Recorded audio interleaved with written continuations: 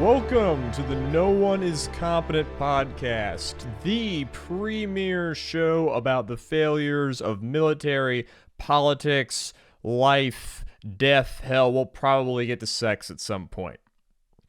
I'm so glad you joined us for our episode of the War of the Third Coalition, the approximately 247th entry in our French Revolution / after French Revolution, no one can fucking make up their mind series. I am Azalea, one of your hosts, joined by my illustrious co-host, Jay. You can find me on Twitter at Azalea Wyatt, and you can find Jay on Twitter at Jaharis48. If you wish to email the show proper, that is nooneiscompetent@gmail.com. And before we move on, I want to get on my knees and tell you that this show has no sponsors, no advertisements, and could you please promote the show in any way you can. Whatever you're listening to us on, Spotify, YouTube, leave a comment, give us a like. If you're on Apple, please leave a review, maybe a little bit of that 5-star action. I would appreciate it. Any way you can offer up a sacrifice, an offering to the algorithms on our behalf, I would appreciate it, because I am a narcissist and I really like it when people think I'm cool. Jay, scale 1 to 10, how narcissistic do you think you are? That's a good question. Maybe a 5. It is funny, though, because, like, if you max out narcissism, you are actually incapable of objectively admitting your narcissism. True. So the scale, like, kind of really goes to 13. Falls off, yeah. And finally, before we get down to banter, that beautiful music you're hearing, that's from the legendary Sam Bryce. Jay, I just got off work. How you doing? Doing well enough. Doing all right. Just looking forward to talking more about Austrians losing battles for the Third Coalition War in a row. I assume it's heavily preferable to when Austrians win battles. Yeah, there's a joke that the Austrian army existed just to give Napoleon victories, and this is the war that I think really kind of makes that joke a thing. Yeah, this is, like, my understanding is, like, one of the cleanest executions of a beatdown. Like, this is the military equivalent of a combo video we got coming up. Yes. This is what, like, every general in the Union and Confederacy in the Civil War is trying to recreate this campaign, basically. Oh yeah, so the War of the Third Coalition. There's how many of these we still got to go? Well, they go all the way to 6. So I guess there is technically 7, but that's the 100 Days campaign if you want to consider it. Otherwise, it's 6. And audience, if you think that doing the next 4 coalitions is only going to take us 4 episodes, you are probably wrong. Yeah, very much so. This, we've seen France be this quivering and quaking monstrosity of backwards, debt-ridden decadence turn into a frenzy of violence and new ideas, somehow surging forth to defeat much of the rest of Europe, and eventually become centered around this rising star of Napoleon. And, here we're going to have, like, would you say this is the apex of his strength? I would say that, yes, either you say either at the end of this war or the next one is the apex of his strength. And a lot of military historians will say that this is Napoleon's army at its best. This is the Grande Armée at its peak. for reasons we'll get to in a little bit later. All right, who are our sources? All right, so our sources are The Napoleonic Wars, 1805 to 1807 by Todd Fisher, Austerlitz, 1805, The Fate of Empires by Ian Castle, Austerlitz, 1805, The Battle of the Three Emperors by David Chandler, as well as 2 YouTube videos, the first one being From Company to Corps, Napoleonic Units Explained by Napoleonic Wargaming, and the second being Napoleon's masterpiece, Austerlitz 1805 by Epic History TV. Now, to recap our previous episodes, and we'll remind you that pretty much all of the background of these events has been covered extensively by this podcast before. The 10 years between 1792 and 1802 had seen France triumph over the combined forces of Europe's great powers in the First and Second Wars of the Coalition. These wars had seen France not only defend her borders, but expand her sphere of influence into the Low Countries, Italy, and across the Rhine. And for those of you who appropriately don't care about Europe, that means Belgium and the Netherlands and wherever the Denmark. Yeah, I refuse to. By the way, I'm just gonna say this: anyone who tells you that those 3 countries are 3 separate countries that exist, no, there's no way that the Netherlands and Denmark are both a thing. I refuse. There's no difference between the two. There's no distinguishing factors. Denmark is in all Scandinavian. The other 2 in aren't. all practical matters, they're exactly the fucking same. I will never. I could drink from the fountain of knowledge, and I could have my kundalinis primed. I could have the 8th gate open. I could achieve enlightenment and max out at 77 IQ, and I would still not be able to tell you on a map which one was Denmark and which one was the Netherlands. I mean, Denmark's a peninsula. I don't think it's that difficult. It's a little bit jutting. Yeah, but then where is the Netherlands? The Netherlands is not a peninsula. The Netherlands is probably Germany and between. Yeah, but which one's the peninsula again? See, I can't even remember. Because it doesn't make any sense. It doesn't make any sense that they're different places. I mean, I think most people don't know much or care much about the geography of other continents. I'm sure for a Dane, Georgia and, I don't know, Oregon are basically the same place. Then the same thing in reverse. Yeah, but who cares what they think? Anyway, so France, they're getting all up in Italy. They're getting all up in the northeast of Europe, in the Low Country. And they're expanding their influence across the Rhine River into what is now West Germany. Because remember, Germany's not a thing. Arguably not a thing now, but, one can only hope. Yeah. So, the War of the Second Coalition coincided with Napoleon Bonaparte's rise to power to become the most powerful man in France. In 1799, Napoleon overthrew the French Directory and established a new, more authoritarian government known as the French Consulate, with himself naturally at its head. In 1802, France signed the Treaty of Amiens. Wait, this is named for the way the British say French words. Amiens, with Great Britain, formally bringing an end to a decade of war in Europe. Both Napoleon and British Prime Minister William Pitt viewed this as a temporary peace at best, but a brief respite would allow them to build up their forces on both sides. Napoleon in particular would use the peace to embark on a series of politics designed to strengthen both France and his own personal rule. Both the military and civil bureaucracy were restructured, and a new legal code based on ancient Roman legal system was refined and promulgated. This period of stability brought about a new sense of optimism amongst the people of France, tired as they were by years of tumult. Napoleon's personal popularity skyrocketed.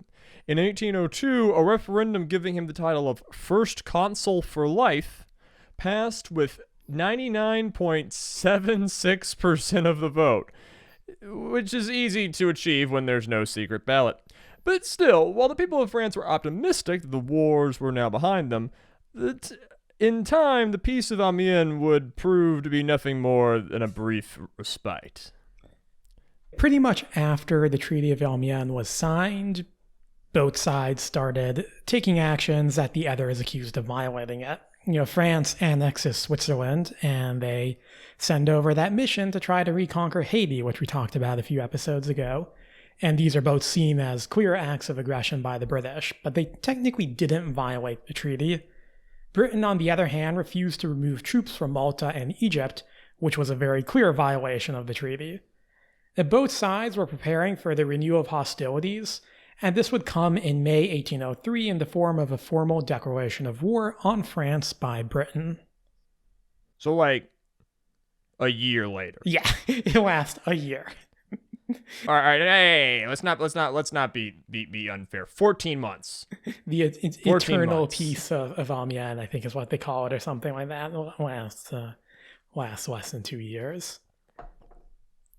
Now, for the bulk of 1803 and early 1804, the war between Britain and France consisted pretty much just of naval actions.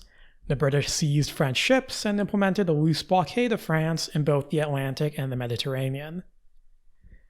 Now, Napoleon, meanwhile, was beginning to amass forces in the north of France in preparation for an invasion of the British Isles. Hell yeah.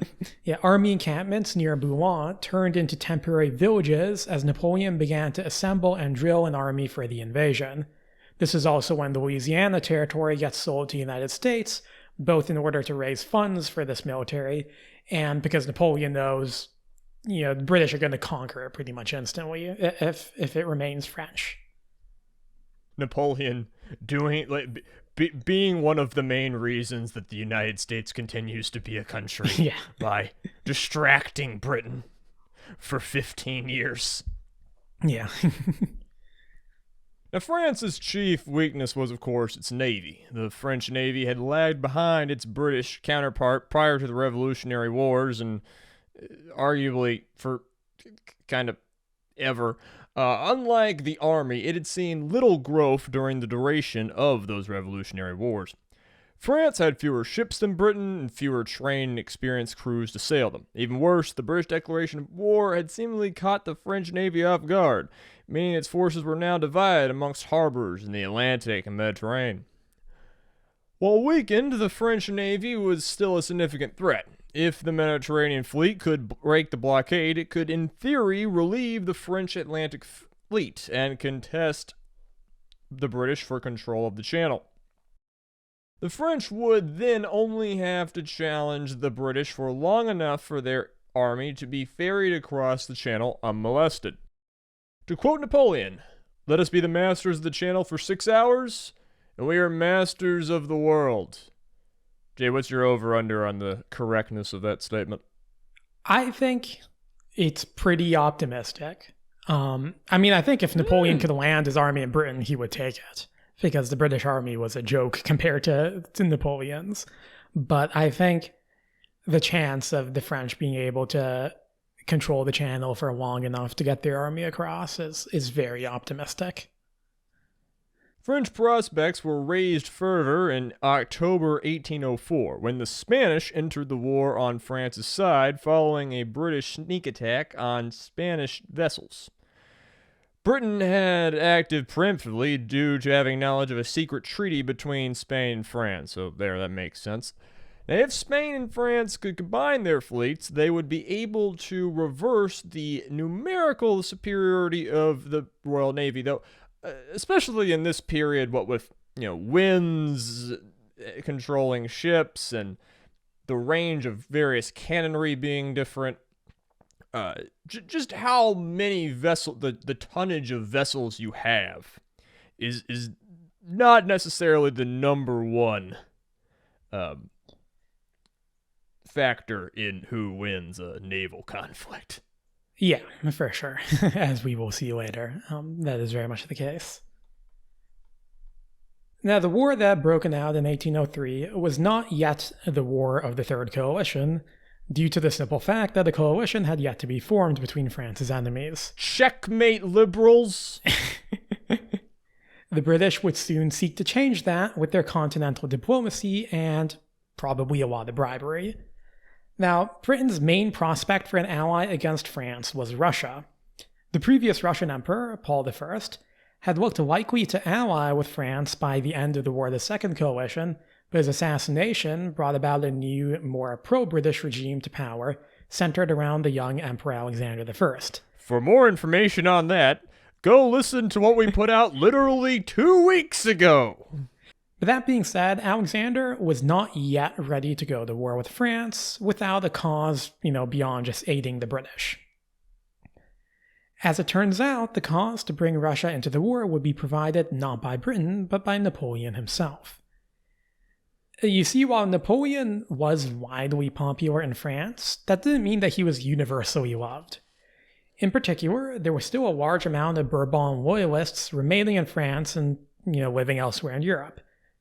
During the Directory, these loyalists had hoped to seize power through other means, including elections. But with Napoleon looking firmly entrenched in his dictatorship, they instead settled on what they perceived as their only remaining option: assassination. I mean, dude, this guy's gonna call himself consul for life. Might as well explain what happened to the last guy who tried that, Yeah. The first and most spectacular attempt on his life, this would be the Infernal Machine plot, would take place on December... That's a title. Yeah, good name. This would take place in December 1800, when a group of conspirators detonated a cart laden with gunpowder near Napoleon's carriage as he was being taken to the opera. So it's basically the 1800 version of a car bomb. Now, Napoleon survived unharmed. They had messed up the timing of the fuse and everything. But several bystanders were killed. Yeah, and that is the 18th century equivalent of a car bomb. Yeah. Now, this act initially gets blamed on the Jacobins, probably because there was an unrelated plot by Jacobin extremists to stab Napoleon to death in the theater that had been uncovered shortly beforehand. But eventually it became clear that the royalists were to blame. But this didn't stop Napoleon from torturing a bunch of Jacobins. But so, politically, did Napoleon associate much with, the old... because, think about French politics. We went very hard to the left, and then we very much had a rightward reaction. And then we had a sort of center-rightish government kind of whacking down anything that stuck up in an attempt to stay in power, which in Napoleon and his co-conspirators, shall we say, overthrew. So does Napoleon more associate with the old right and the monarchists, or more new politicians, or? He's trying to associate with everyone. Yeah. He was a Jacobin to see himself. That he's bigger than. Well, you had to be a Jacobin. Yeah, but he was pretty dedicated, early on in his career. Mm-hmm. And by the time he's first consul, he's appealing to the Jacobins. He's appealing to what's left of the Girondins, the more moderate Republicans. He lets a lot of the emigres back into France. He pardons a bunch of them. I didn't talk about it, but he makes the agreement with the church, the Concordat of 1801. He's trying to get everybody back on board and on his side, and this includes a lot of the royalists. His position is essentially that the purpose of the revolution was to create him. Yeah, he is the revolution. Napoleon responded to these attempts by cracking down hard on anyone suspected of being involved with them, and by giving free rein to his police to root out conspiracies. In 1804, Napoleon's police chief, Joseph Fouché, uncovered a plot to foment a royalist uprising against Napoleon led by Louis-Antoine de Bourbon, the Duke of... I don't even fucking care how that's pronounced. He's a duke. And this guy is a member of the cadet branch of the House of Bourbon. that resided in Baden, which is a minor state of the Holy Roman Empire. So this dude is a German who is related to old King Louis. Well, I think he's French by birth, but he's living in Baden because of the whole, like, revolution thing. Yeah. Oh, okay. Yeah. So, on March 10th, 1804, a group of French cavalry crossed the Rhine in secret, abducted the Duke, brought him back to France for trial. Hell yeah, extradition be damned. Now, the Duke was given a quick show trial and was executed on the 21st by firing squad. And while the Duke was probably guilty of conspiracy against Napoleon, the sudden execution of a member of the House of Bourbon ignited memories of the earlier days of the Revolution across Europe. The incident was made more personal for Emperor Alexander, as his wife, Louise of Baden, was the granddaughter of the Margrave of Baden. Good title. The leader of that state that just had its sovereignty brushed aside by Napoleon's dragoons. I love just how fucking incestuous Europe is at this time. Just like everybody knowing everyone, fucking everyone. For Napoleon, the repeated attempts by his enemies to assassinate him or overthrow his government had a different effect. Fearing that his legacy would be undone if he were to die young, Napoleon decided that the best way to stomp out this threat once and for all would be to not only establish himself as the ruler for life, but his family as the new ruling dynasty of France. In May 1804, a bill was passed in the Senate declaring Napoleon as Emperor of the French, and in November, this was passed in a referendum with overwhelming support, 99.93%. Napoleon's coronation would occur on December 2nd with an elaborately crafted ceremony held at the Cathedral of Notre Dame and attended by Pope Pius VII. Now, a little bit on just the title and ceremony, because I find this stuff interesting. You'll note I'll say Emperor of the French as opposed to Emperor of France. A lot of the people will just say Emperor of France, but the former is more correct. And the reason why Napoleon goes with Emperor of the French is because it signifies that he's representative of the French people. He's not a king who owns a country as its own property, as being like the king of France. Rather, he's somebody who draws his authority from the people. It's not entirely a new idea. There was the title King of the Germans, which the Holy Roman Emperor has claimed as well. But it's a bit of a distinction. That he takes the title Emperor is also a distinction. He's not calling himself a king because he's not trying to be, the House of Bourbon 2.0.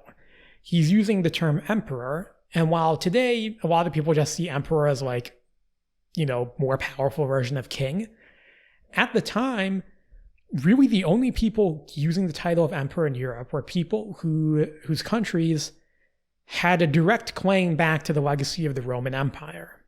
This would be the Holy Roman Empire and the Russians, who claimed through the Byzantines to be, the Third Rome. So by calling himself emperor, he's also showing his imperial ambitions in a way that other European monarchs mostly weren't doing.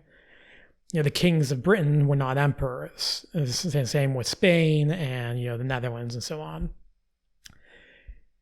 And the whole ceremony in general is really interesting because he's purposely taking symbolism from all over, history. There's a lot of like Roman style stuff in there. He harkens back to like the Merovingians and Charlemagne, as well as taking some from, the Kingdom of France and kind of just melding all this imagery together into his new imperial, regalia. So, like, super fast, the people who helped Napoleon come to power, why were they unable to stop him from just taking the whole pie? Like, he was supposed to be the puppet, wasn't he? Yeah, most of them kind of get sidelined. They didn't have any support with the military. And Napoleon kind of gives them just like he'll give like the other consulates like kind of like do nothing jobs, or I guess that's a little bit unfair. One of them is pretty important in drafting the Napoleonic Code, if I'm remembering correctly. Is that Sieyes? Yes, yeah, I think that might have been. So like he'll give these people jobs to do. But I think they had realized that they had been pretty thoroughly outmaneuvered, and Napoleon has all the support with the army, which is really what matters. And he doesn't Now, really how need them how anymore. involved is who's that guy that Mike Duncan's always got a hard on for? Talleyrand. What's Talleyrand doing right now? Are him and Napoleon tight? Yeah, so Talleyrand actually, depending on who you believe, might have been the guy who, he was definitely involved in suggesting that they go abduct the Duke from Baden. And he might have advocated for that guy's execution, depending on on who you believe. So yes, Talleyrand is politically involved at the moment. He's not the Minister of Foreign Affairs yet. He has I can't remember what his title is specifically at this point in time, but he is involved in government. Could you just briefly explain who he is and a little bit of what he'll do to people who don't know who I'm talking about real quick? Yeah, so Talleyrand is famous as being Napoleon's chief diplomat, essentially. He was involved in negotiating the treaty with Austria at the end of the War of the Second Coalition, as well as the Treaty of Amiens, which we mentioned earlier. He'll be involved with all sorts of dealings throughout Napoleon's career, patching up relations with Russia when that briefly happens. And his legacy will go on, even after Napoleon. He'll be a major figure in the Congress of Vienna in, defining the way European politics would work for the next 50-odd years or so. If there's any politician that deserves to be in fate, it's Talleyrand. Yeah. It's him or Metternich, maybe. Metternich's just such a boring stooge. At least Talleyrand was involved in a few things that were fun. Yeah, fair. So Alexander had already been considering joining Britain in its war with France, and these actions would be the tipping point. For the monarchies of Europe, Napoleon was increasingly seen as a rapacious usurper bent on dominating the continent. I mean, he's literally replacing monarchs with this sort of king from the people ass shit. Yeah. So this is a direct assault, insult and assault on their way of life. Yeah. Remember, folks, the upper class always have solidarity with each other. Yeah. This means that in April 1805, Russia joins Britain in its war. Now, Russia and Britain still wanted more allies. They quickly won over Sweden and Naples, but their main objective was Austria. Austria's defeat in the wars against revolutionary France had been total.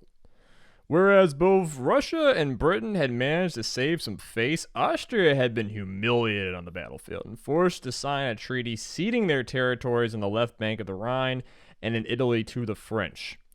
The latter allowed Napoleon to claim the title of King of Italy, one previously held by the Habsburgs. I do also like that, he really doesn't want to be King of France, but he's fine being King of Italy. That's okay. I don't have a joke to insert. In Vienna, the lull between 1801 and 1804 led to the rise of two groups at court, a peace faction and a war faction. The peace faction coalesced around Archduke Charles, the younger brother of Emperor Francis II. Charles was one of the few Austrian generals to come out of the preceding wars with his reputation largely intact, having won several victories over French armies, and was now in charge of reforming and modernizing the Austrian military. Listeners who remember our previous episodes remember that Charles played the game very well, but that didn't stop Napoleon and other people on France's side from playing it better, but by no means embarrassed himself. Yeah. Charles was well aware, because he's the guy doing the modernization, that it would be years before Austria would be ready for a new war, and as such advocated for his brother to remain on good terms with France, and even recognized Napoleon's title of emperor. The war faction, on the other hand, was led by the foreign minister and a series of lesser courtiers. To challenge Charles' military authority, they decided to promote General Karl Mack von Lieber... I should be able to do this one. They decided to promote General Karl Mack von Liebrich as an alternative commander. Unlike Charles, General Mack...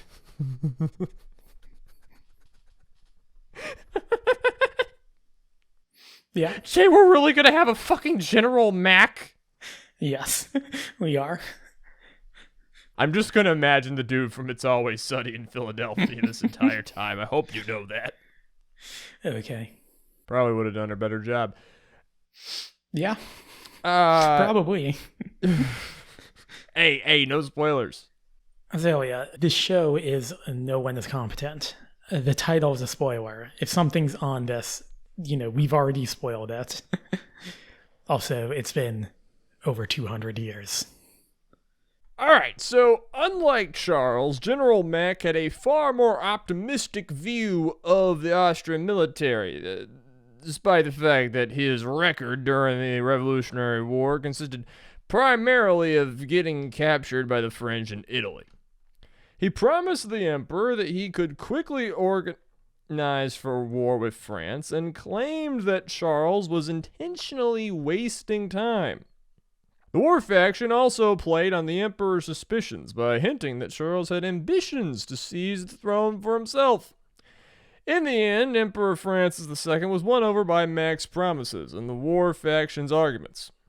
In early 1805, Charles was sidelined and Mack placed in charge of the upcoming war effort.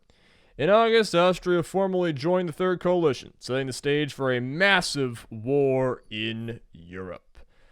Yeah, so this is going to be a big one. This is going to be everything that we kind of been promised so far. I mean, Russia's not in, yeah. Prussia's not in yet, but this time Russia might actually fully commit. We got Austria. We got the fucking Swedes coming in, Britain ruling the seas. Just everybody team up and hit them. How hard could it be? Yeah. You got half of the Kingdom of Naples because the other half is being occupied by the French. I mean, that's fine. Yes. I don't even know where Naples is. What, North Italy or something? South. South. So the Kingdom of Naples is the southern part of the peninsula as well as Sicily. The French had conquered the peninsular portion of it. But so the Kingdom of Naples, quote unquote Kingdom of Naples, is basically just Sicily at this point. And they're trying to reconquer. Yeah, well, you know what they say about relying on Sicilians. Yeah. Neither do I. So France's improbable victories in the wars of the First and Second Coalitions were explained primarily by the failure of France's enemies to coordinate their military operations. To this end, the Allies in 1805 resolved to come up with a joint plan of attack. And, they're not going to make the same mistakes. The novel strategy of talking to the rest of the students on the group project. Yeah. And what results is a plan that's truly grand in scale, involving multiple separate thrusts against the territories of France and her allies. So it's going to be a lot of numbers, but you don't need to remember all of this. It's more just there for effect. So in the north, an army of 47,000 British, Swedes, and Russians was to assemble in Pomerania and attack Hanover, which was a territory of the British Crown that had fallen under French control. I assume this is in northern Germany. Yeah. This is where the British royal family is from. Where George I was picked out of. So they like Hanover, and they're pretty upset that the French are occupying it. Now, these forces were being reinforced by a further 50,000 Russians amassing in Poland, and it was hoped that this combined force would be enough to pressure a neutral Prussia into joining the coalition against France. I guess the hope was being hey, we have a bunch of men, we're really serious, you should, join our side. Once again, the old another large army will join and support us plan returning in this podcast. Yeah. In Central Europe, an Austrian army of 85,000 men under General Mack was to advance through Bavaria and onto the Rhine. It was similarly hoped that this would pressure Bavaria into joining the coalition, Bavaria's independent kingdom at this point in time. Mack's force would be followed by a further 85,000 Russians under General Kutuzov. Meanwhile, an army of 100,000 under Archduke Charles would invade Italy from the north, while a force of 53,000 Russian, British, and Napolitan troops would attack from the south. And No, what? yeah, Oh, that's like the technical term from Naples? yeah. Oh, good for them. Gotta love, we're gonna have the Napoleonic France partially against the Napolitan. Yeah. Now, in addition, 25,000 men under Archduke John, this is another brother of the emperor, were going to be held in reserve, ready to support either Mack along the Rhine or Charles in Italy. In total, the Allied plan called for a total of 445,000 men. France, in comparison, could call upon 300,000 men, of which around 150,000 are of fresh conscripts.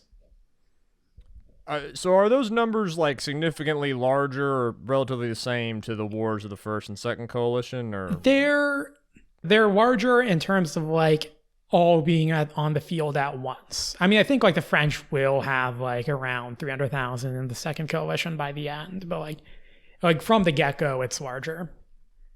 As we will see, the Allies can say that they're going to put 445,000 men to the field. Whether they actually do that is kind of debatable. Now, needless to say, actually amassing such a large force on such a short notice would prove to be an impossible task. The Allied armies were almost immediately beset by delays. Additionally, such a vast plan was impossible to keep secret, giving Napoleon time to react to the threat. Rather than waiting around and giving his allies time to sort out their issues, he would take the offensive to them in an effort to strike a decisive blow on the coalition. Now, the centerpiece of the Allied offensive was to be General Mack's advance on the Rhine. Mack believed that by marching quickly into Bavaria, he could win the allegiance of that state and position his troops to fend off any French response as they awaited the arrival of the Russians. If the French attempted to launch a counterstrike, they would have to do so with a small force, given that larger armies took longer to muster and march. The coalition knew that the bulk of France's army was stationed near the Channel, prepping for that invasion that we were talking about a few minutes ago. If the French waited, Mack would be joined by Kutuzov and possibly even Archduke John and Charles, depending on how the campaign in Italy went. So they're wanting to take Bavaria and then wait and then push full into France proper. Yeah. On September the 10th, Mack invaded Bavaria. And real quick, is Bavaria like garrisoned by the French? So Bavaria, at this point, no. There is the Bavarian. But it's allied. It's technically allied with the French. It's like a client state, or leaning toward the French are trying to make it its ally. They're kind of like they haven't really decided yet. We will see. They decide very quickly. But there are certain countries in Italy right now that are just straight up puppet states of Yes. Yeah. France. I mean, there's the Kingdom of Italy, which Napoleon is literally the king, though. And there's the Kingdom of Etruria, which he had, I think it was some Italian who was his puppet. I can't remember if Etruria was some other guy or then Napoleon also claimed that title. I can only imagine the amount of slurs that these guys are all muttering under their breaths, knowing that they are now being ruled by a fucking Corsican. You know they had slurs for that, Jay. They had to. I refuse to believe they did. Yeah. Okay, so yeah, the King of Etruria was another guy, but he was one of Napoleon's puppets, basically. And then after this, Napoleon will start the practice of putting his family members on a bunch of thrones, but that happens after this war. Good to know. But yeah, he has puppet states. Switzerland's also a puppet state. It's the Helvetic Republic. The Netherlands is a puppet state at this point. So yeah, he has a lot of these puppet states going on. Bavaria was not technically one of those. So, on September 10th, Mack invaded Bavaria and marched to seize the city of Ulm. The Bavarians withdrew their minimal forces without a fight, but contrary to Austrian expectations, Bavaria decided not to ally with the people who had invaded it, but with France, the people who had not invaded it. Still, Ulm was seized without a fight, and the Austrians looked to be in a good position to await the arrival of Kutuzov. It's fucking 7 letters. Kutuzov. Yeah. Now, unbeknownst to Mack, upon hearing of the Allied plans, Napoleon decided to march on the Rhine and beyond with the bulk of his army. Only 30,000 men were left to defend the Channel coast, and the rest of his army, the recently renamed La Grande Armée, departed on August 25th to confront the Austrians. Mack's invasion of Bavaria would conveniently provide Napoleon with a casus belli, a just cause to go to war over. Now, the Grand Army's march would display for the first time the full effect of Napoleon's corps system. You see, prior to the Napoleonic Wars, European armies had few standing units larger than regiments or brigades, so we're talking roughly 3,000 to 7,000 men. These individual regiments of infantry, cavalry, and artillery, and so on, would be grouped together in ad hoc armies when the situation called for it. During the Revolutionary Wars, the French adopted the practice of permanently grouping brigades into divisions, and Napoleon takes this a step further by combining his divisions into permanent corps. Yeah, so if y'all are wondering why in English we say corps, CORPS, when discussing military shit, blame the French. Now, each corps, say First Cavalry Reserve, was made up of between 15 and 30,000 men, generally speaking, and would have generally 2+ infantry divisions, a cavalry brigade, and attached artillery, engineers, and other support units. In essence, the corps was an entire army in and of itself, capable of marching and fighting independently. The principal effect of the corps system was to increase the speed and flexibility of the French army. When advancing, the corps could fan out over the countryside, allowing them to advance faster along multiple routes, while supplying themselves primarily from the lands they were marching through. It's what they call living off of the land, which is also kind of a nice way of just saying pillaging, whatever country you're marching through. Probably with a lot of rape along the way. Yeah. In battle, the corps could conduct maneuvers with superior precision, as the officers and men of each subordinate unit within these formations had experienced training and fighting as a whole. It's not like, some officer getting assigned a bunch of random brigades that he's now in charge of for the first time ever. These people in each corps know each other. The officers all know each other. They've trained together.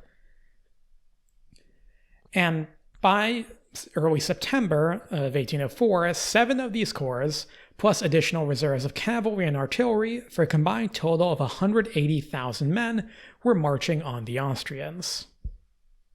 And if you're wondering, okay, well, why does just organizing your army better make you win more? How does it help you overcome numerical disadvantages? It's again, this is before railroad. This is before mass transit. Yeah. Moving these armies around, organizing them, communicating with this hard. There's no fucking cell phones. There's no fucking radios here. The coalition is trying to get together to crush France. So if France can move nimbler, if its armies can move more independently, not have to call back home for orders every time they do something, go out and get shit done, even if you're fighting a numerically superior force, you can stop it from grouping up together and have the numerical advantage in tons of little battles. Yes. Crushing it in, a dozen various mini conflicts instead of one grand climactic clash. Yeah, and this is really one of the big innovations of the Napoleonic era. I think, a lot of people might, hear vaguely of, Napoleonic warfare, and it was a big, a period of innovation and improvement. And then they'll look at drawings of the soldiers and they see well, no, this looks like the same as the American Revolution or the 7 Years' War. I don't get what's different. A lot of the difference is organizational rather than technological. Though there are some technological improvements made. And we need to emphasize, war will never be the same after this. Yeah. Every country will do this. The core system will be adopted by everyone. Napoleon also will establish a general staff system, which is adopted by most countries. The US general staff system is a descendant of Napoleon's system. All right, so remember, by early September 7th, these corps plus an additional reserve of cavalry and artillery for a combined total of 180,000 men were marching on the Austrian force, which was... The Austrians have around 85,000.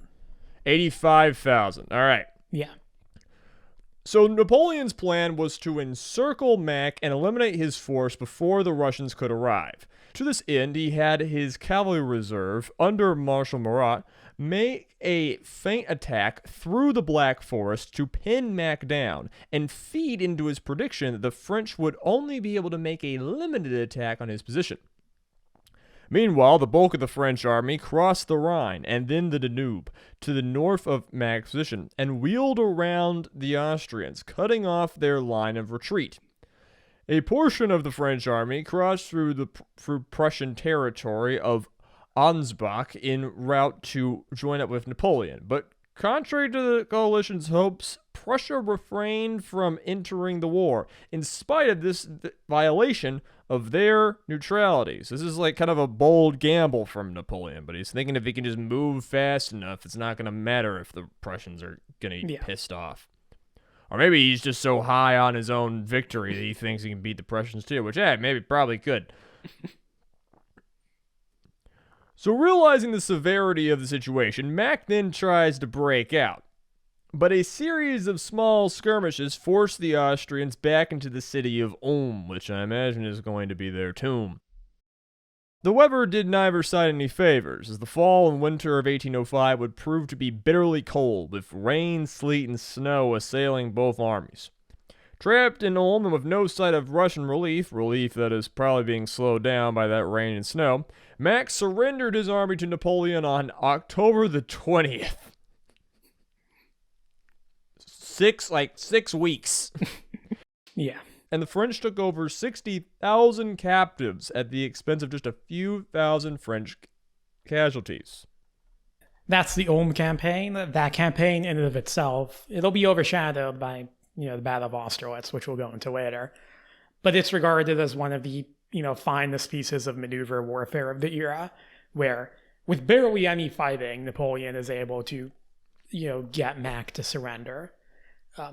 Mack would call himself the unfortunate General Mack after this battle. He will not have a major command. He actually, Napoleon sends him back to the Austrians. He's like, you can go free, and they arrest him and kind of like throw him in jail for the rest of the war. And that kind of ends the illustrious career of General Mack. I've heard some people speculate that Mack had like actual brain damage. Apparently he got hit on the head pretty bad during a war against the Turks. But I don't know. I think everybody in the military in this period has brain damage. And I think Mack's actions are kind of consistent with him just being very arrogant and having a very high opinion of his own abilities. I mean, monarchy and hierarchy are a brain damage of themselves. Like, when you are told that you are like genetically and spiritually and religiously superior to everyone you've ever been around your entire life, it's kind of hard to make objective decisions.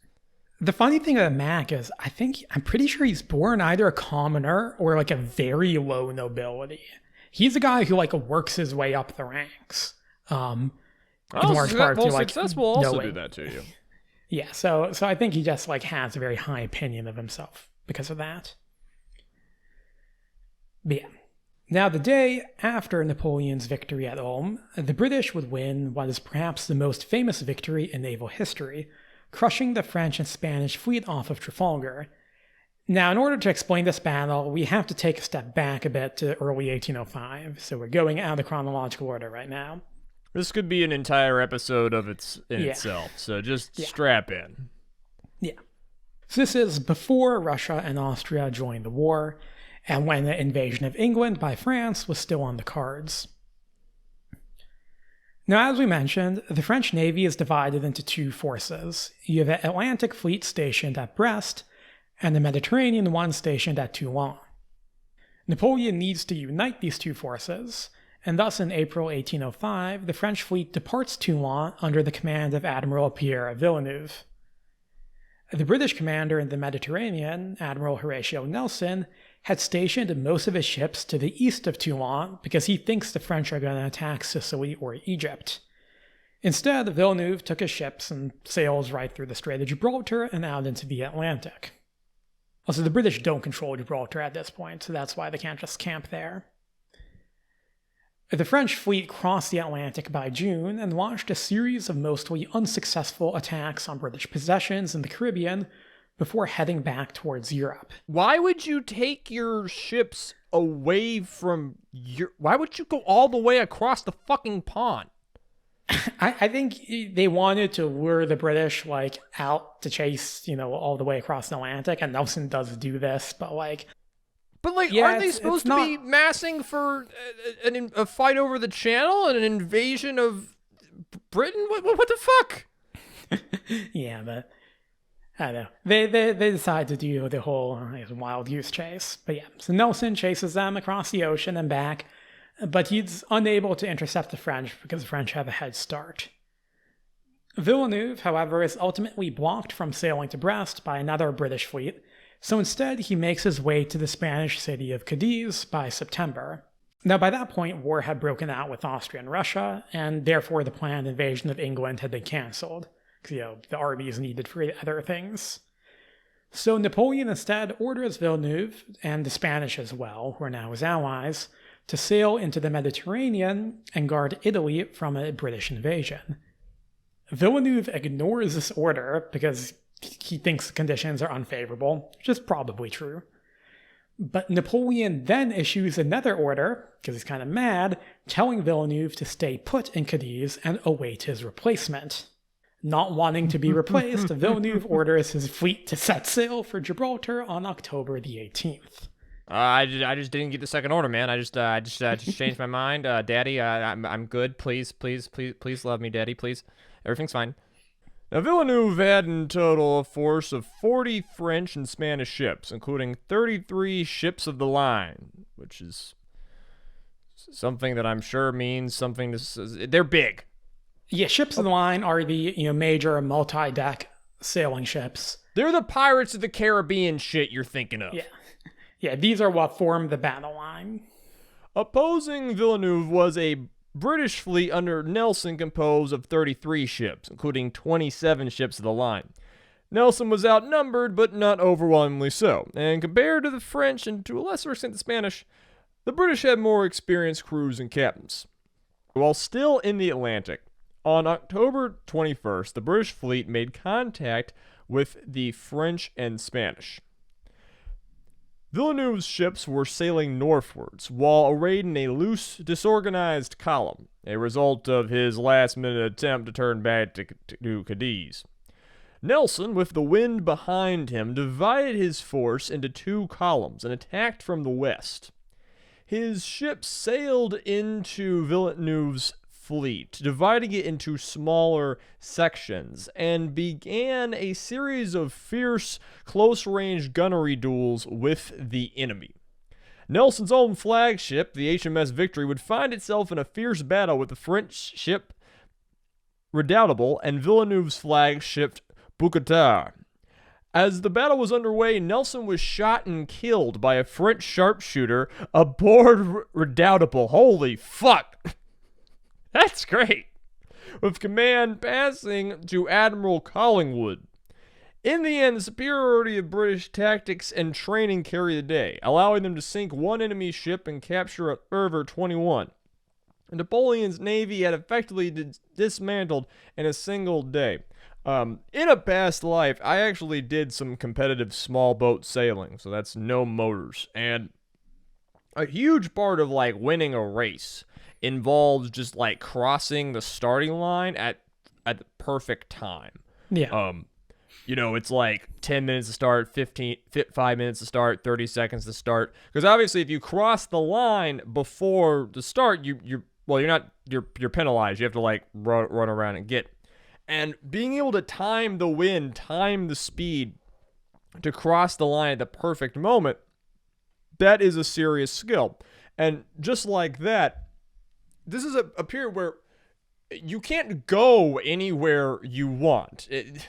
If you turn these ships into the wind, everything's going to start rattling around, very scary-like, and you're just going to, like, stop. And then you're not even actually going to stop. You're going to then kind of, like, drift. It's going to be very, very scary.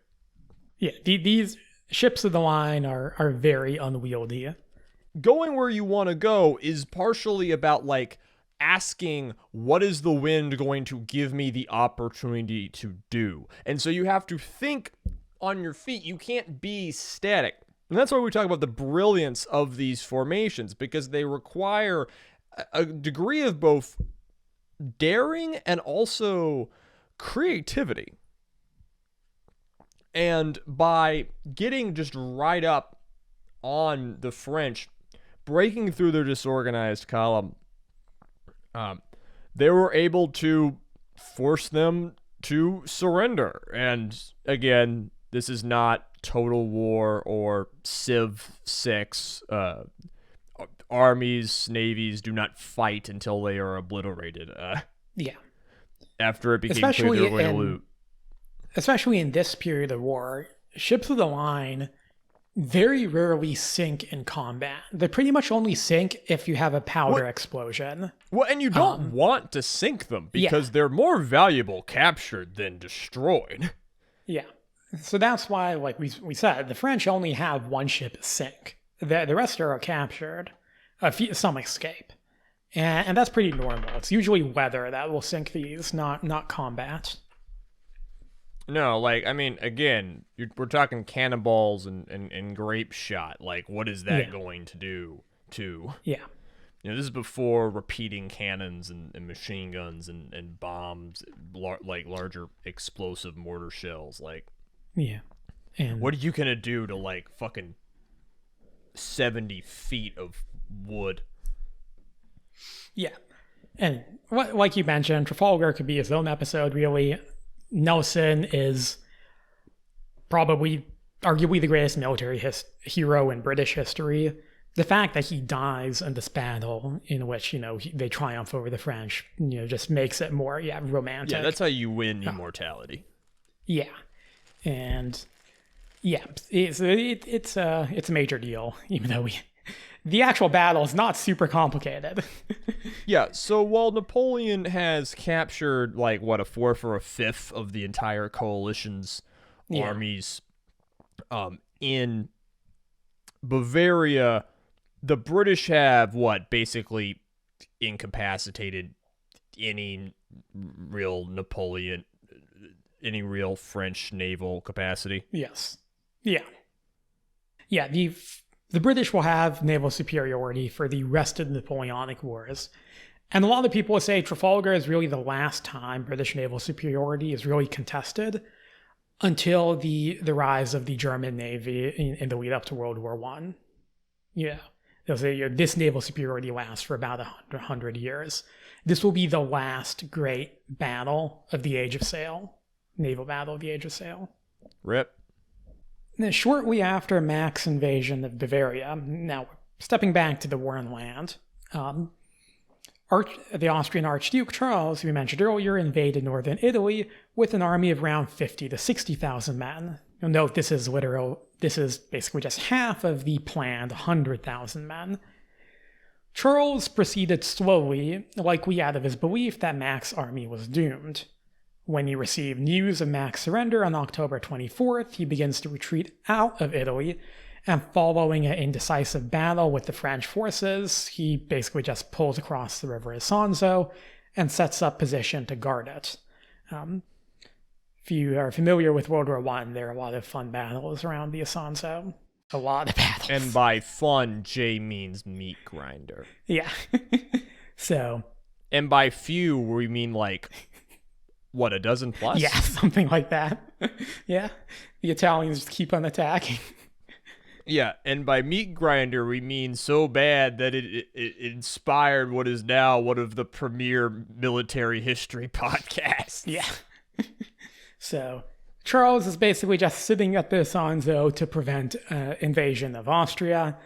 As we will see, this will be pretty futile in the end. At least he's trying. Yeah. The surrender at Ulm left the route to the Austrian capital of Vienna effectively open for Napoleon, because Charles is guarding the wrong spot.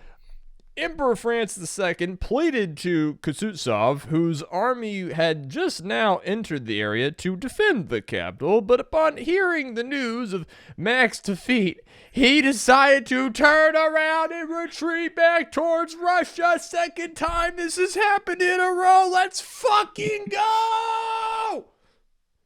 God, the Russians are like that mom who the kids screaming in the back are like, I will turn this thing around.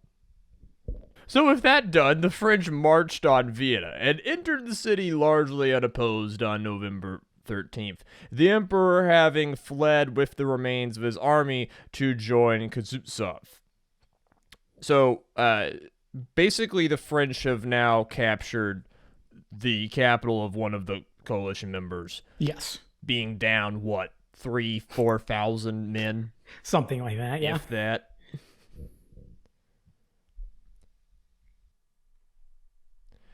Now, the fall of Vienna did not mean an end to the seemingly endless marching for the French army. Not one to rest, Napoleon knew that he still had to defeat Kutuzov's army. The Russians and Austrians slowed his advance by blowing up bridges all along the Danube. Unfortunately for them, the bridge in Vienna was captured by the French through the trickery of Marshal Murat and Lannes, allowing the French to continue their pursuit. Yeah, so this is, Murat and Lannes are two of Napoleon's top marshals. So you have to figure these are some of the highest, Marshal is the highest rank in the French army. So these are like his top generals. 5-star general. Yeah. They basically just go in full uniform and they just walk up towards this bridge, and the Austrians are on the other side, and the Austrians are rigging it to explode. And they just kind of walk up to the bridge and are like, hey, you guys didn't hear about the armistice? Yeah, we just signed an armistice. Napoleon and the emperor, they just hammered it out. We're friends now, right? And the Austrians are like, no, we're not. And it's like, oh yeah, go get your commanding officer. You got a colonel or something, go get your commanding officer. He'll come down and we can talk. So they go and get their colonel, and he comes down and he's like, I haven't heard about this. But I guess, they figured that these are two marshals. They're not going to put themselves in the position where they can easily get captured without a reason. They must be telling the truth. And Murat and Lannes convinced the Austrians that there was an armistice signed and they're allowed to cross the bridge. So the Austrians let them. These boys huckstered them. Yeah. These boys ran a lick. Yeah. So the French then just take their forces across the bridge. This is why the French keep winning in this period, because all these old stodgy Europeans, they can't deal with hustlers. They got that hustle mentality. God damn. This is great. Yeah. Still, though, the Russians would prove adept at holding off the French through a series of rearguard actions. As the French would find out again a few years down the line, the Russians are very deadly in their retreat. As Napoleon's chase lessened, Kutuzov was able to reach the city of Olmütz, which is in what is today the Czech Republic, in November. And this is where he's joined not just by Austrian and Russian reinforcements, but by the two emperors, Francis II and Alexander I themselves. Now, Kutuzov's escape and these new reinforcements meant that suddenly the balance of power in the theater seemed to be swinging in the opposite direction. Napoleon's army had been run ragged by months of marching, and his lines of supply and communication back to France were precariously thin. Like I said, their armies live off the land, but they still have some supplies. They can't do that entirely. His army had also lessened in size to just around 75,000 as a result of units being split off from the main army to form garrisons and guard the flanks and supply lines. You might enter a country with 180,000, but you're very quickly going to have to just send people off to do these various tasks. Napoleon had been drawn deep into Austrian territory as well, and was now in danger of being surrounded if the archdukes could take their forces around to his rear. For Napoleon, the path forward is obvious. He had to bring the Russians and Austrians to battle and defeat them sooner rather than later. In this phase of the war, the difference in the command structure of the two sides really began to make themselves clear. On the French side, there was no mistake about hierarchy. Napoleon's word was final. On the Allies' side, the situation was more muddled. Ostensibly, General Kutuzov was in charge of the joint Russian-Austrian force, but he now had two emperors to deal with. France, for the most part, did not take an active role in military planning, but the same could not be said for Alexander and his courtiers. Alexander's like, what, in his late 20s at this point? He's 27, yeah, I think. Yeah, Remaining in Olmütz was not an option due to dwindling supplies, so the main question facing the Allies by November was whether to advance on the French, who were south of Olmütz, or retreat towards Russia or Hungary and wait out the winter. Kutuzov advocated for the latter. Their army lacked numerical superiority. Both sides had around 75,000 men, and their soldiers were just as tired as their French counterparts. Alexander, however, would have none of it. His courtiers advised him the French army was on the brink of collapse and called upon him to prove his military valor by defeating the French emperor on the field of battle. Alexander effectively overruled Kutuzov and decided to attack. Planning for the battle was left to Kutuzov's Austrian chief of staff, Franz von Wavrow. Fuck it. I don't fucking care. Who, like the Russian emperor, favored an aggressive course of action. It's kind of funny that Kutuzov kind of mentally checks out after this, to the point where there's a story that when Weyrother is giving a briefing, Kutuzov is literally taking a nap. He's done with this. I'm too old for this shit. In late November, Napoleon sent an envoy to the Allied camp under the pretext of opening peace discussions. The mission was a ruse designed to gather intelligence. The envoy reported back to Napoleon that the Allied leadership was disunified, and the Tsar's men were pushing him towards battle. With a final confrontation seeming likely, Napoleon set about preparing his forces. A slogging attritional fight wouldn't do. He had to win a decisive victory to bring about an end to the war. In order to achieve this, Napoleon picked a battlefield. A bit of hilly terrain known as the Pratzen Heights near the village of Austerlitz, and devised a plan. By December, both armies were in the vicinity of Austerlitz. Napoleon's goal was to deceive the Allies into viewing his army, in particular his right flank, as being vulnerable. To this end, Napoleon withdrew his men from the Pratzen Heights and down into the lower terrain. The Pratzen Heights are kind of like a hilly plateau. Now, few commanders would ever intentionally give their enemy the high ground, so this was interpreted by the Allies as a sign that the French knew they could not defend it and were preparing to retreat. Yeah, that area is generally where in a war you would go if you wanted to die. Yeah. Having given up the heights, Napoleon deployed his army on December 1st in a vertical line to the west of the Pratzen Heights, basically kind of in a little valley that's right on the western bank of it, with the bulk of his forces concentrated to the north, that is to say, his left, and only a limited force in the south located in the small village of Telnitz and Sokolnitz. The southernmost boundary of the battlefield was defined by a series of streams and ponds that had frozen over.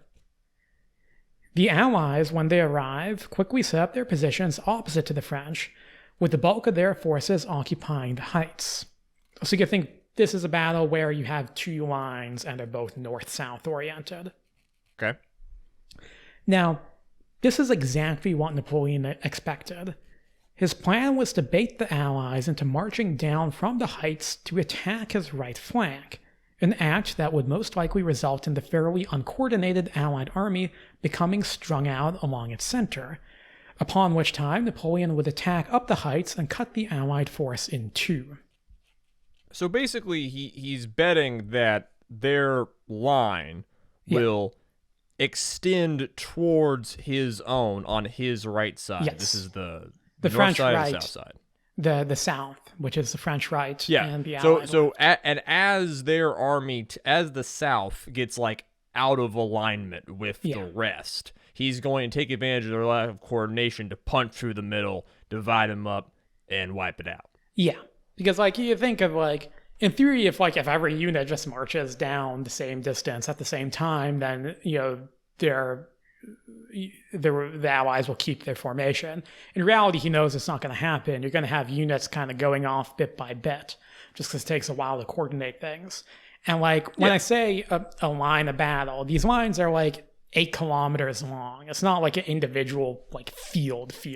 It's pretty big. These people, these are fighting across like farmland and multiple hills and suburbs. And... Yeah, there are multiple like little hamlets and villages amongst these lines. So it's not like you can see the entire battlefield. And in order for one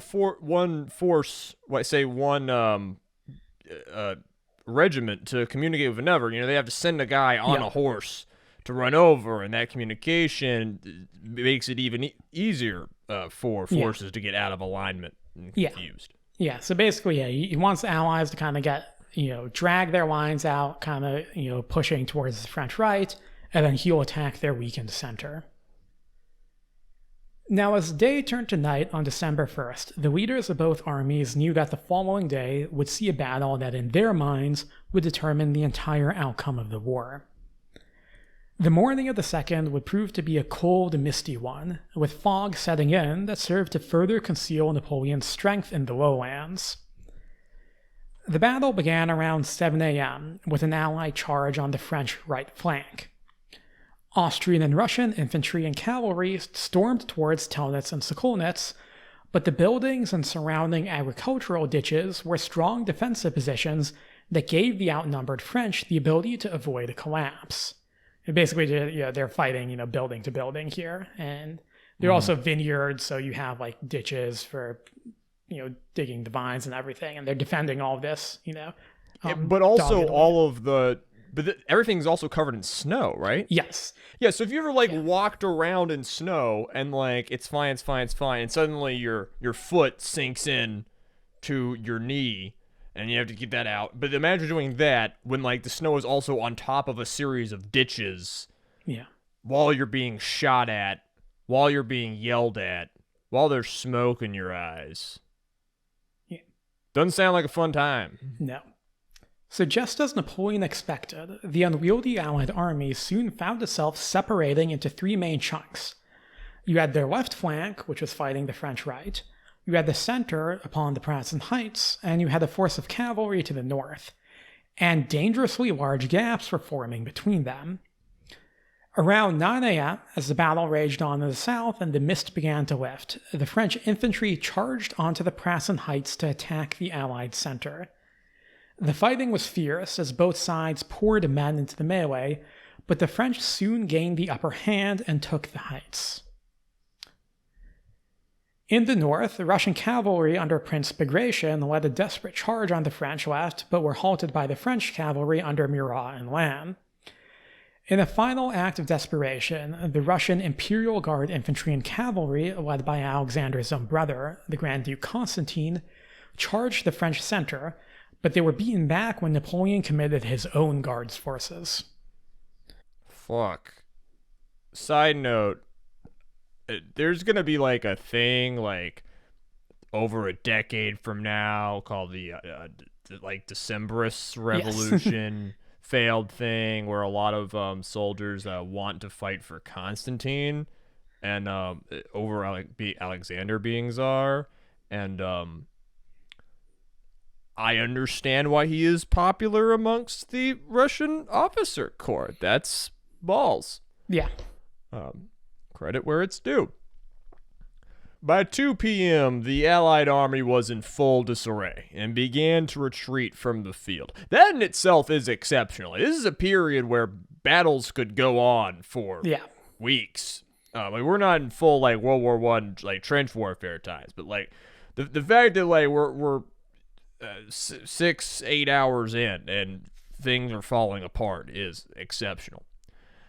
The Allied north and center were able to extricate themselves from the battle, largely intact, but their departure allowed for the French to turn to the south and trapped the Allied left, which up until that point had still been occupied fighting that French right in those towns of Telnitz and Sokolnitz. Allied forces routed, with men streaming across the frozen lakes and ponds in an attempt to reach safety. Seeing this, French artillery opened fire on ice in an attempt to shatter it and drown the fleeing men. Hundreds of Allied soldiers drowned in the freezing waters, a figure that would later be inflated even further by French propagandists. The Allies had expected to crush the French at Austerlitz. Instead, when the battle was over, their army had suffered over 17,000 casualties, with a further 11,000 soldiers taken as prisoners. The French, on the other hand, had taken around 8,000 casualties, a high price to pay, but one that was deemed acceptable by Napoleon. Exactly 1 year after his coronation, Napoleon had defeated both of his imperial counterparts.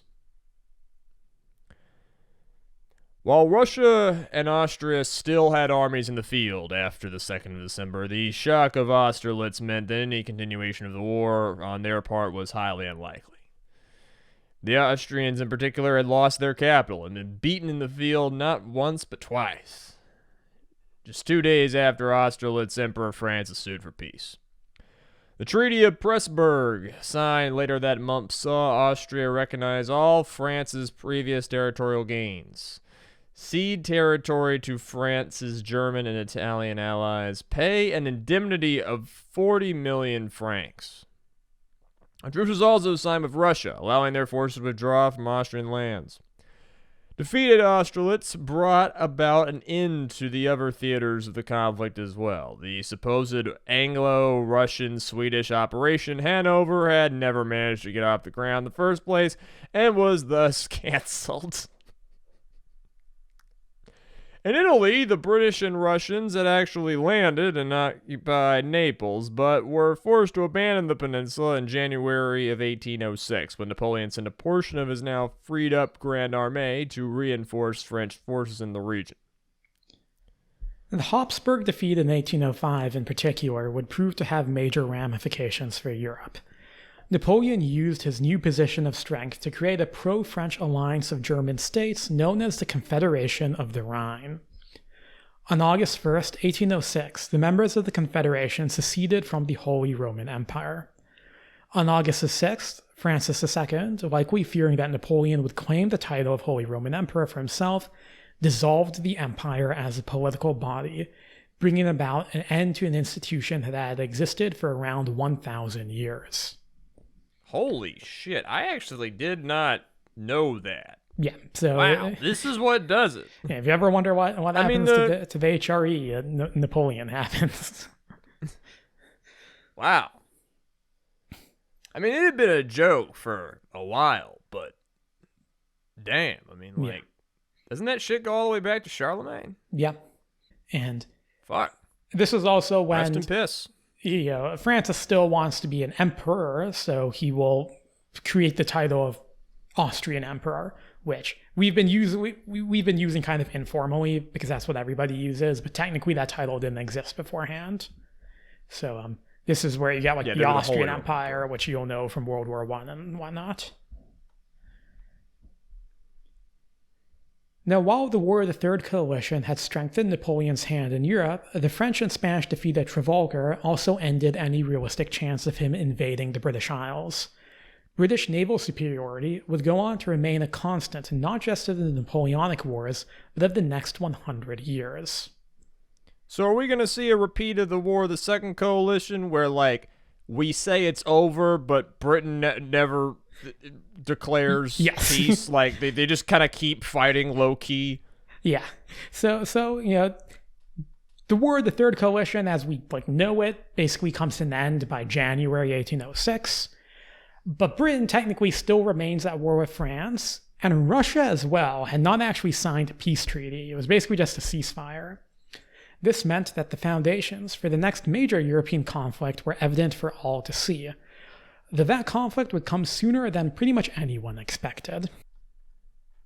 Tune in next time on Dragon Ball Z. So, Jay, all right, I feel like this war is, Trafalgar can kind of be sort of gated off as its separate thing, obviously very important in terms of Napoleon's plans, but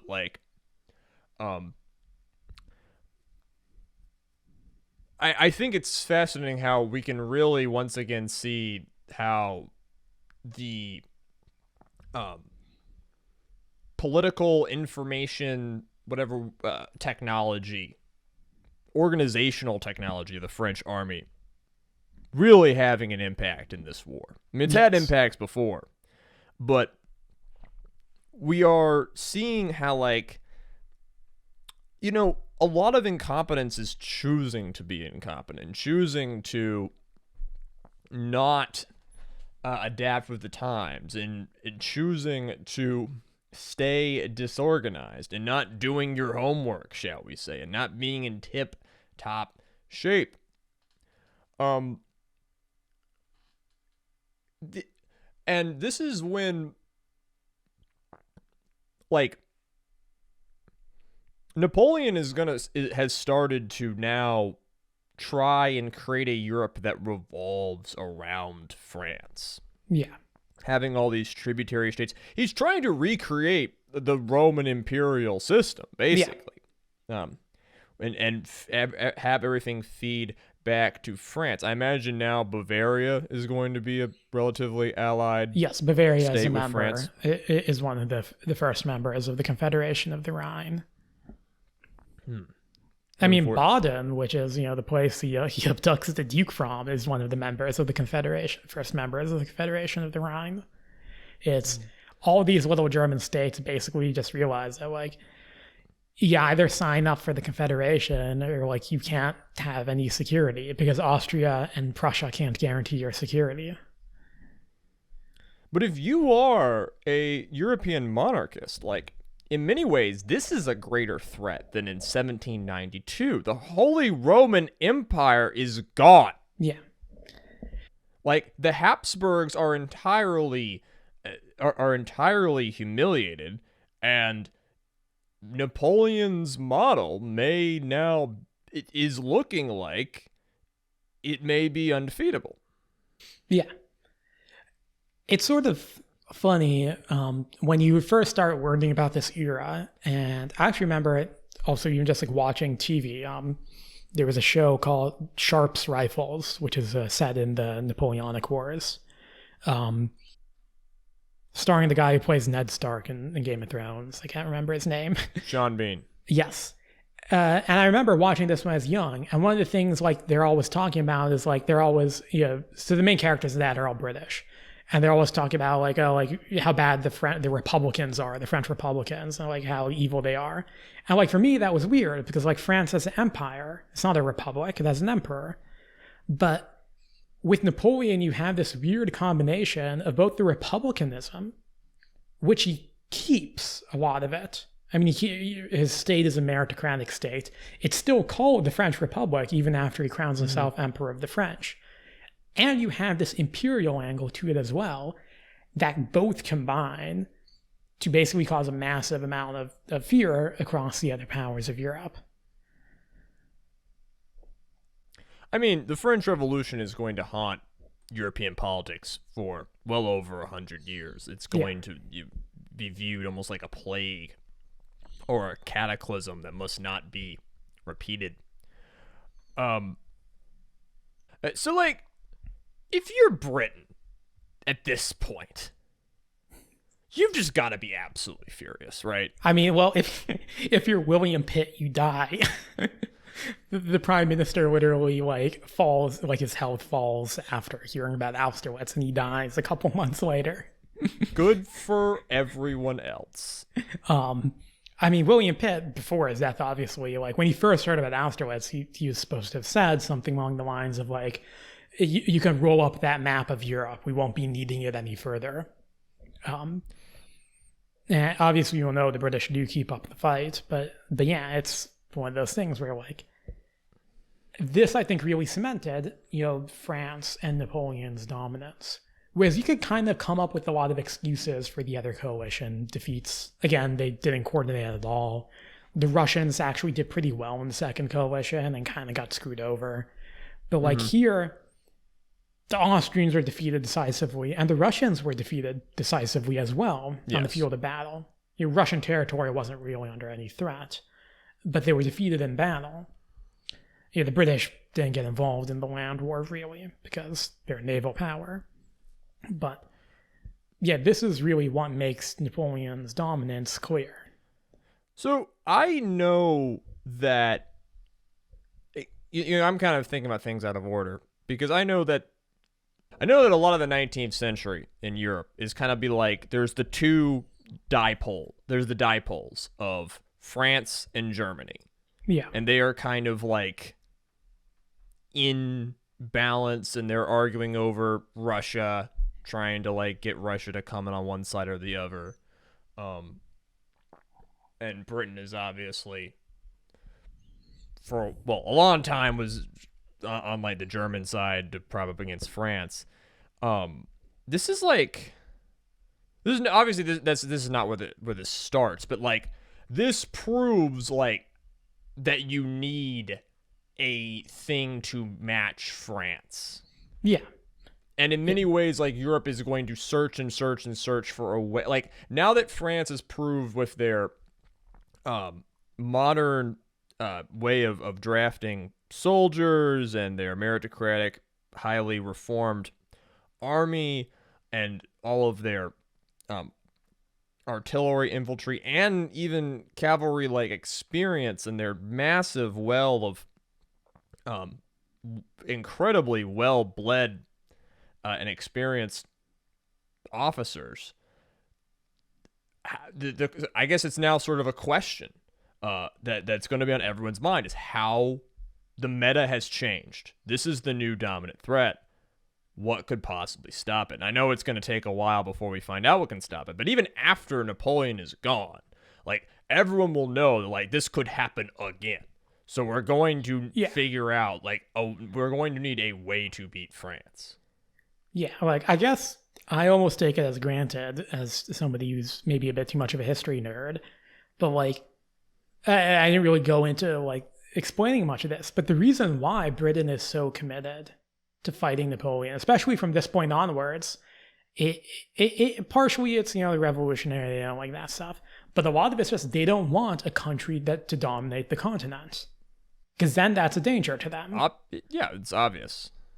And I mean, when you look at Europe, like it's very strange from a certain perspective, like why it is so dense in countries. And you have to remember in this period, it's 2 or 3 times more dense in countries than it currently is. Thanks to Germany, yeah, and Italy. And a lot of that has to do with the culture of medieval Europe and how politically backwards it was and how technologically backwards it was, and people were fighting over tiny scraps of land. But like, if you had a big enough army, I mean, the Alps are big, there are some serious rivers, but like you can just roll over a lot of this. Yeah. As eventually will happen. Yeah. Well, I believe if we get into more analysis, we'll start stealing stuff from probably the War of the Fourth Coalition and going on. So, Not gonna say that's gonna happen next time, because we have a few other things in the pipe, and depending on current events, we might do a podcast episode on a thing. We have one in the chamber, just kind of ready to deploy it. But that is going. Obviously, the War of the Coalition will be covered relatively soon, as well as the rest of the Napoleonic story and many other subjects.